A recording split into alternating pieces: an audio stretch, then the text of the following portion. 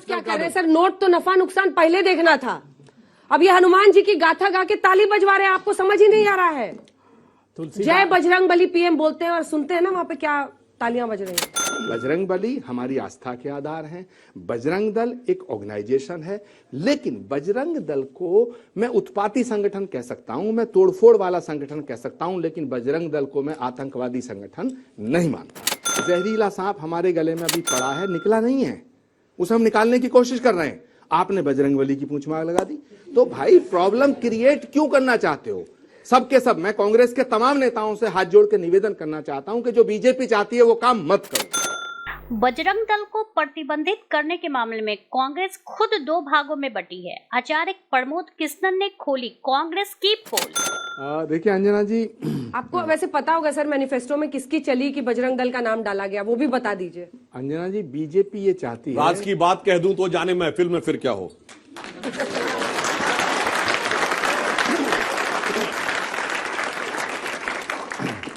देखिए, मैं बात शुरू कुछ और करना चाह रहा था, लेकिन मैं प्रशंसा किए बिना, सराहना किए बिना नहीं रह सकता हूं। देखिए, सुधांशु जी बड़े चतुर खिलाड़ी हैं इस डिबेट के मैदान के। तो बात होती है कुछ, कर देते हैं कुछ, यहां तक कि आपको संभालना पड़ता है, लेकिन फिर भी आपके कंट्रोल से कभी कभी बाहर चले जाते हैं, कोई बात नहीं।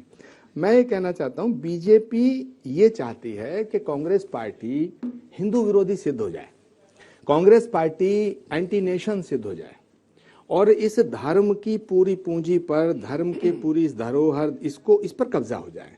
तो उसके बाद 2024 छोड़िए 2045 तक का उनका रास्ता साफ हो जाएगा, क्योंकि वो महंगाई को कोई नहीं पूछेगा, बेरोजगारी कोई नहीं पूछेगा, लॉ एंड ऑर्डर को कोई नहीं पूछेगा, डेवलपमेंट को कोई नहीं पूछेगा। अगर धर्म के आधार पर इस तरह का विभाजन होता है तो ये बीजेपी चाहती है। मगर अफसोस की बात यह है, अभी हमारे दुबे जी बहुत अच्छी बात कर रहे थे, भगवान श्री राम के बारे में उन्होंने जो कहा, बिल्कुल उन्होंने सही चित्रण किया और बड़े विद्वान हैं। लेकिन अफसोस हमारी पार्टी में ये है, कांग्रेस पार्टी में ये है कि जो काम बीजेपी चाहती है वही हमारे कुछ महान नेता जो बैठे हैं, जिन्होंने मैनिफेस्टो बनाया, वो काम वो कर देते हैं जिससे बीजेपी को फायदा हो।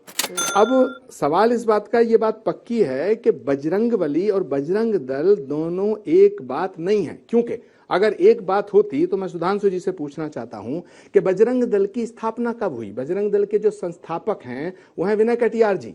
तो अगर बजरंग दल बजरंग बली है तो फिर तो बजरंग दल की स्थापना करने वाले विनय कटियार जी को भी पूजना चाहिए, लेकिन उन्हें विचारों को अलग कर रखा है, बिल्कुल ऐसे डाल रखा है उनको कि बीजेपी की मेन स्ट्रीम से बाहर कर रखा है। ठीक है, दूसरी बात, हमारे गांव में एक आदमी था जिसका नाम था शैतान सिंह। वो इतना शरीफ, मुझे लग रहा है आप भी कंट्रोल से बाहर जा रहे हैं। नहीं, वो निकल लिए साइड से। अंजना जी, इतना शरीफ था जिसका नाम था शैतान सिंह, कि उसकी शराफत के किस्से सुनाए जाते थे। और एक आदमी था जिसका नाम था शरीफ, वो इतना बदमाश था, जो बहुत ही ज्यादा बदमाश था, पंचायतों में उसका आना प्रोहिबिटेड था। तो सवाल है, नाम से कुछ नहीं होता। बजरंग बली हमारी आस्था के आधार हैं, बजरंग दल एक ऑर्गेनाइजेशन है, लेकिन बजरंग दल को मैं उत्पाती संगठन कह सकता हूं, मैं तोड़फोड़ वाला संगठन कह सकता हूं, लेकिन बजरंग दल को मैं आतंकवादी संगठन नहीं मानता।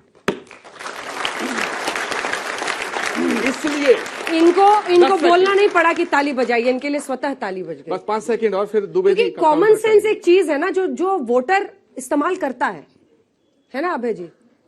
अब मैं समझ नहीं पा रही हूँ, हाँ कह रहे हैं या ना कह रहे हैं? अंजना जी थोड़ा सा एक सेकंड, वो एक लाइन और बोलना चाह रहे हैं, उसका मैं एक बार पहले तिवारी जी से एक प्रतिक्रिया ले लूं, फिर आ ही रहेगा। मैं अंजना जी कहना चाहता हूं कांग्रेस पार्टी के सभी नेताओं को कि ऐसे मुद्दों को क्यों छेड़ते हैं। इसीलिए मैंने कहा, जहरीला सांप हमारे गले में अभी पड़ा है, निकला नहीं है, उसे हम निकालने की कोशिश कर रहे हैं। आपने बजरंग बली की पूंछ मार लगा दी, तो भाई प्रॉब्लम क्रिएट क्यों करना चाहते हो?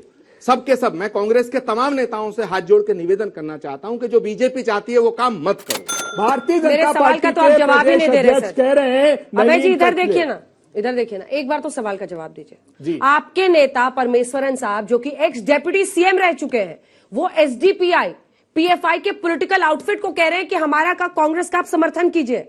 आपकी नजर मुस्लिम वोट पर है, आपको डर है कि एसडीपीआई 19-20 सीटों पर लड़ रही है, आपको डर है ओवैसी साहब 3-4 सीट पर लड़ रहे हैं, आपको डर है कि जेडीएस तो है ही, वहां मुस्लिम वोट बटेगा, इसीलिए आपने पीएफआई कॉमा बजरंग दल की। आप जानती हैं समूचे हिंदुस्तान इसी का में जवाब दीजिएगा। सबसे ज्यादा भारतीय जनता पार्टी के नेता कांग्रेस में कर्नाटका में शामिल हो रहे हैं। लिंगायत समाज के पेपर बड़े कुछ नेता और है, आंसर शीट में कुछ और लिख रहे हैं। शेट्टियार, उप मुख्यमंत्री क्वेश्चन लक्ष्मण पेपर फिर से साहब पढ़िए। क्यों हो रहे हैं? ये क्या मुस्लिम वोटों की बात है? सिर्फ हमने क्या प्रावधान किए घोषणा पत्र में? पढ़िए, सिर्फ वो एक लाइन हमने लिखी है उसमें कि अगर सद्भाव बिगाड़ोगे तो दंडित क्या करेंगे। ये सच नहीं है? कुछ लोगों ने अपोज किया था कांग्रेस के अंदर इसका। देखिए अंजना जी, बिल्कुल नहीं। सुन लीजिए, हमने कहा है पहले दिन से क्यों कर रहे हैं ये लोग। मैं सिर्फ 5 बातें आपके सामने रखना चाहता हूं। इन्होंने कहा कि यूनिफॉर्म सिविल कोड लेकर आएंगे, इन्होंने कहा कि हम एनआरसी लाएंगे, इन्होंने कहा, क्या कहा इनका प्रदेश अध्यक्ष, शर्मनाक बात है, वो कह रहा है कि कार्यकर्ता साथियों आप लोग सीवेज की, रोड की बात मत करो, इंफ्रास्ट्रक्चर की बात मत करो, सिर्फ लव जिहाद की बात करो। ये कह रहे हैं वो। आप जानते हैं यूनिफॉर्म सिविल कोड में 16 जून 2016 को इन्होंने आयोग बनाया। उसने कह दिया 2018 में कि हम उसके समर्थन में नहीं है, मोदी जी के आयोग ने। फिर एक आयोग बनाया 2020 में, उसका अध्यक्ष 2 साल तक नहीं बनाया। आज कह रहे हैं कि हम यूनिफॉर्म सिविल कोड लेकर आएंगे। एनआरसी, लोकसभा में कह चुके हैं ये लोग कि एनआरसी हम नहीं लाने वाले राष्ट्रीय स्तर पर।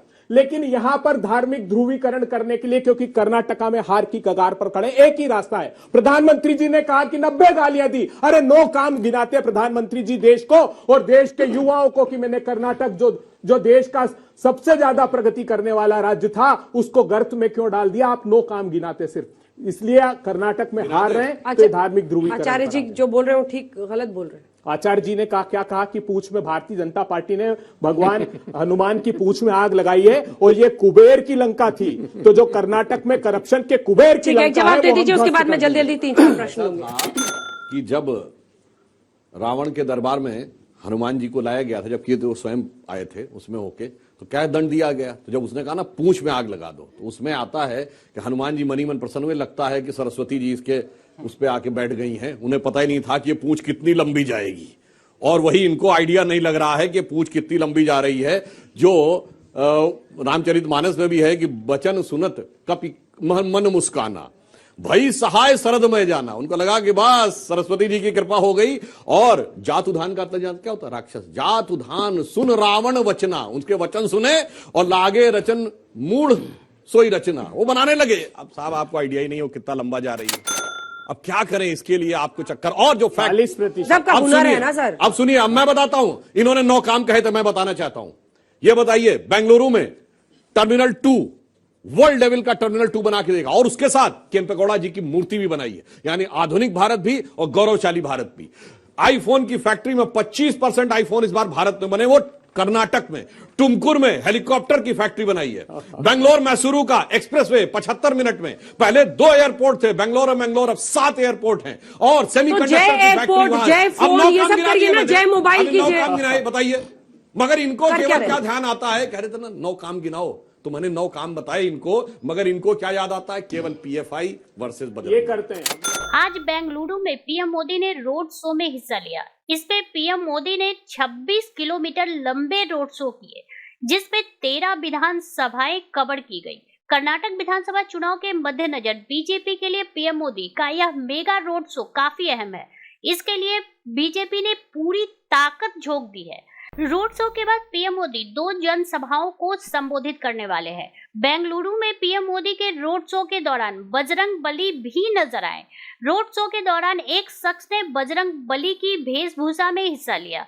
दरअसल कर्नाटक चुनाव में बजरंग दल को लेकर पिछले दिनों से काफी विवाद चल रहा है। कांग्रेस ने अपने घोषणा पत्र में सरकार बनने पर बजरंग दल को बैन करने की बात कही है, जिसपे पीएम मोदी समेत बीजेपी के तमाम नेता कांग्रेस पर निशाना साध चुके हैं। कर्नाटक विधानसभा की तारीख जैसे जैसे नजदीक आ रही है, तमाम पार्टियों के दिल की धड़कनें बढ़ रही हैं। एक तरफ बीजेपी जहां सत्ता रिपीट करने का नया इतिहास रचने जा रही है, तो दूसरी तरफ कांग्रेस की नजर बीजेपी के किले को भेदने की है। दोनों ही दल अपनी अपनी जीत का दावा कर रही है। 10 मई को राज्य में वोटिंग होनी है और 13 मई को परिणाम घोषित किए जाएंगे। राज्य विधानसभा चुनाव के लिए बीजेपी ने पूरी ताकत झोंक दी है। इसका नजारा शनिवार को बेंगलुरु के सड़क पर देखने को मिला, जब पीएम मोदी ने मेगा रोड शो निकाला। इस डिबेट को लेकर आपकी क्या राय है, हमें जरूर बताएं। हमारे साथ जुड़े रहने के लिए चैनल को लाइक एंड सब्सक्राइब करना ना भूलें।